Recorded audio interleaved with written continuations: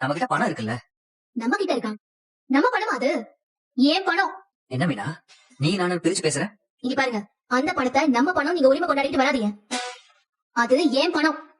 அது லோனை திருப்பி கட்டறதுக்காக மாமா எனக்கு கொடுத்த பணம். அந்த லோனத்தை நான் கட்டுறேன்னு சொல்லிட்டேனே. யாரு? நீங்க லோன் கட்ட போறீங்களா? மாசம் மாசம் வாங்குற சம்பளத்துக்கு டபுளா செலவு பண்றீங்க. நீங்க லோன் கட்ட போறியா? கண்டிப்பா நான் கட்டிடுவேன் மீனா. ஆரம்பத்துல எனக்கு அந்த நம்பிக்கை கொஞ்சம் இருந்துச்சு, இப்ப அது சுத்தமா போச்சு. இந்த பணம் விஷயத்துல எனக்கு உங்க மேல கொஞ்சம் கூட நம்பிக்கை இல்ல. இந்த வீட்டுக்கு வந்து முழுசா ஒரு நாள் கூட ஆகல, அதுக்குள்ள இப்படி சண்டை போடுற? சண்டை போடுற மாதிரி தாங்க நீங்க நடந்துக்கிறீங்க. சொந்த புத்தி தான் இல்ல, அட்லீஸ்ட் எடுத்து சொன்னாவது புரிஞ்சுப்பியேன்னு பார்த்தா சொல் புத்தியும் இல்லாம இருக்கே. ஓவரா வார்த்தையை விடாத மீனா.